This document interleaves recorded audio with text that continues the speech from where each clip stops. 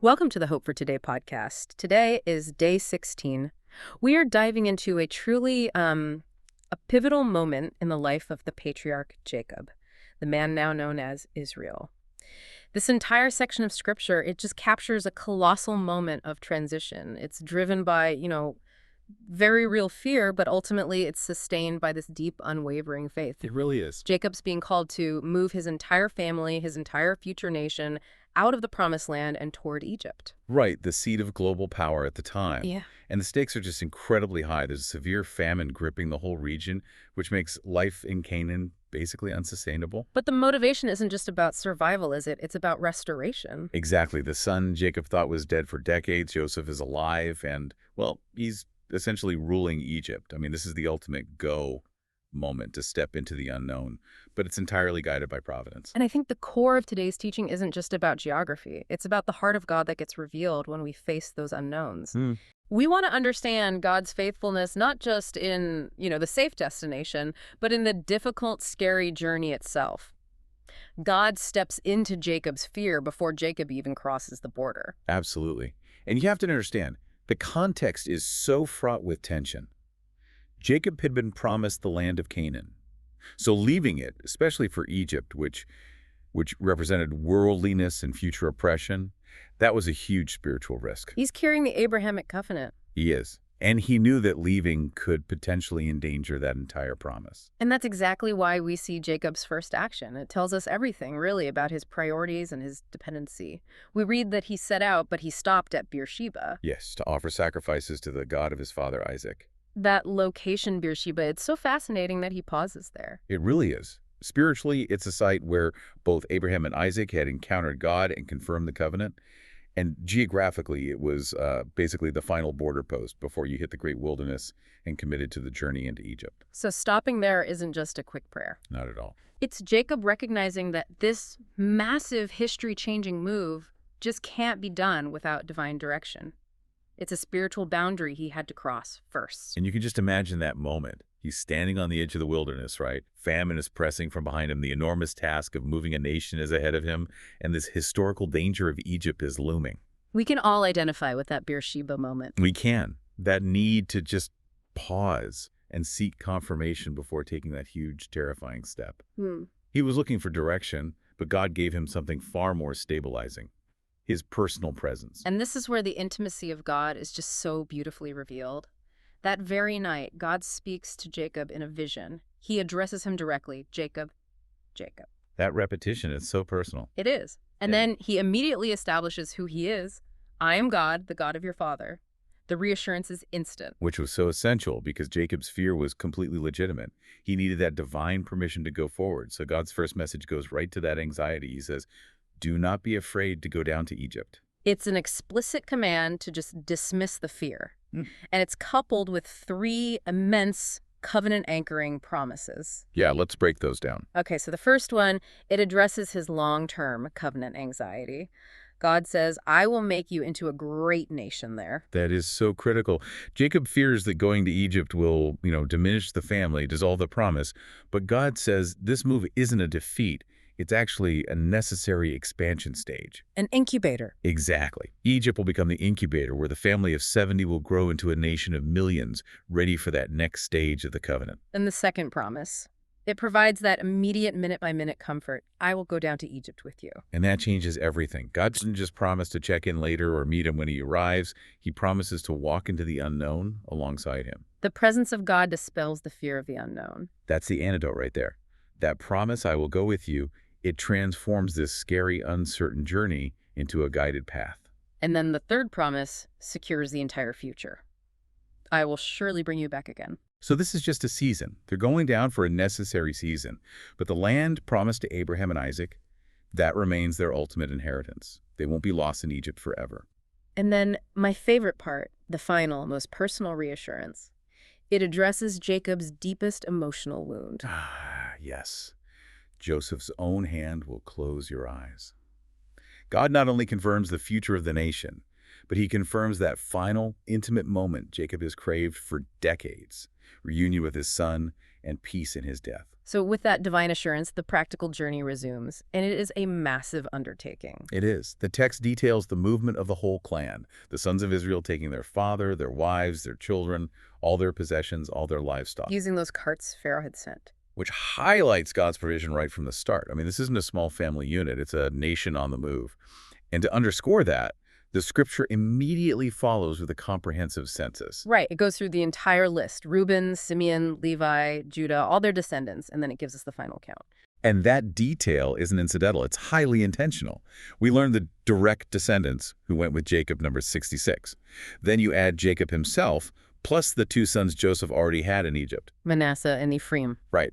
And the total family unit entering Egypt numbered 70 souls. So why is that number 70 so important to document here? Well, in that ancient context, lineage records were everything. This precise census ensures that you, the listener, understand that the promised nation, though small, is being carefully preserved and tracked by God, even as they enter this massive foreign culture. And 70 often represented a kind of symbolic fullness, right? It did, a completeness. This family, this covenant seed, is entering Egypt complete and intact, ready to multiply exactly as God promised. Okay, so after the physical count, the whole narrative just climaxes with this emotional payoff. Jacob sends Judah ahead to meet Joseph in Goshen. And this reunion scene, it's just pure, beautiful testimony to God's restoration. Joseph gets his chariot ready, he races to Goshen, and as soon as he sees his father, the text says he just threw his arms around him and wept for a long time. The weight of over 2 decades of separation, of grief, all just released in that moment. It is, and Jacob's response is just one of ultimate peace. He says, "Now I am ready to die, since I have seen for myself that you are still alive." A life goal achieved. But Joseph doesn't just rest in that emotional moment.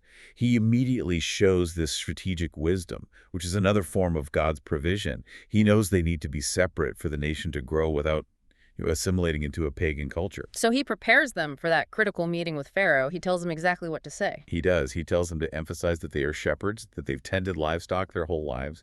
And the strategic genius in this is his cultural awareness. Joseph knows that shepherding is considered detestable or an abomination to the Egyptians. So by proudly declaring their, quote, detestable occupation, they basically guarantee their separation. Exactly. They won't be forced to live among the general Egyptian population.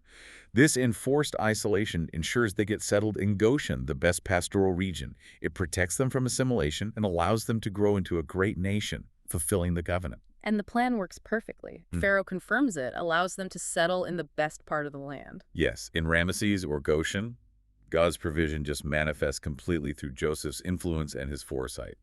So after the family is settled, the narrative shifts to the formal introduction of Jacob to Pharaoh.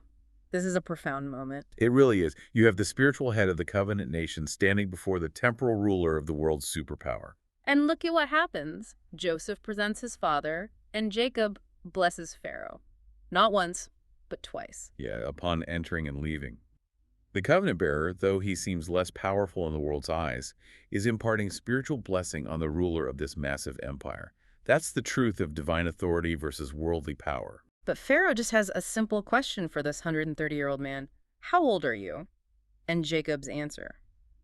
It gives us the perspective that anchors this whole deep dive.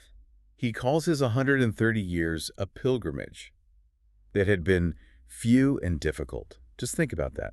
This is a man who walked closely with God, who wrestled with an angel, saw incredible promises fulfilled. And yet, he still describes his life as difficult and fleeting. It's such an essential truth for us. Faithfulness does not mean an easy life. Not at all. It reframes life, even 130 years of it, not as a settled existence where you're seeking comfort, but as a temporary journey, a difficult pilgrimage toward a greater eternal promise.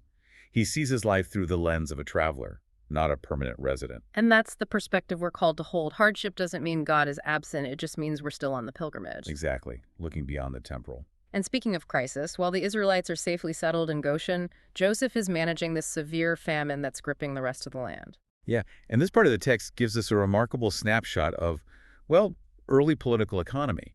You can track the increasing desperation of the Egyptian people. First, they trade all their money for grain. Then, the next year, their money's gone, so they move to their next most valuable asset, their livestock. Horses, sheep, cattle, donkeys. Pharaoh acquires all of it. But the famine just keeps going. So finally, the people come to Joseph and they say they have nothing left but their bodies and their land. They literally ask Joseph to buy them. Buy us and our land. Give us seed so that we may live and not die. And Joseph does it. He systematically buys all the land in Egypt for Pharaoh, making the people servants bound to the land. Then he establishes a national law. 1/5, 20% of all future produce belongs to Pharaoh. It's a complete societal overhaul, all achieved through crisis management. But the text points out a crucial exception. Joseph didn't buy the land of the priests Right, why was that? because they received a regular allotment of food directly from Pharaoh, so they never faced that desperation that would require them to sell their inheritance or their freedom. What a contrast that paints. While the Egyptians are selling their land and becoming servants, the Israelites are safe in Goshen. The text explicitly says they acquired property, they were fruitful, and they increased greatly in number. That contrast is the fidelity of God in action. Hmm. The covenant family is insulated, growing, and thriving, while the world all around them is being restructured by desperation and debt. So Jacob lives for 17 more years in Egypt, reaching 147, and his final act is the ultimate display of that pilgrim perspective. It is his dying request. He calls for Joseph and makes him swear a solemn oath by putting his hand under Jacob's thigh to not bury him in Egypt. He must promise to carry his bones all the way back to the resting place of his fathers in Canaan. And that request is so deeply significant.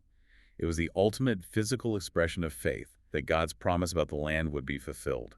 Jacob refused to let Egypt, which had provided this temporary comfort, claim him in death. He looked past Goshen and anchored his final hope to the permanent promise of God. The Promised Land. The Promised Land. It's the final lesson in maintaining that pilgrim mindset. And the scripture concludes this passage with this beautiful image. The patriarch worshipped as he leaned on the top of his staff after he secured Joseph's oath. Even in weakness, dependent on his staff, facing death, his faith culminates in active worship. And a firm acknowledgement of God's sovereignty over the future. He died not in fear, but in faith, looking forward to the promise. The core truth for us today is, I think, really clear. God gives specific assurance to overcome our fear, that do not be afraid, I will go with you. He provides faithfully even when the world is in crisis.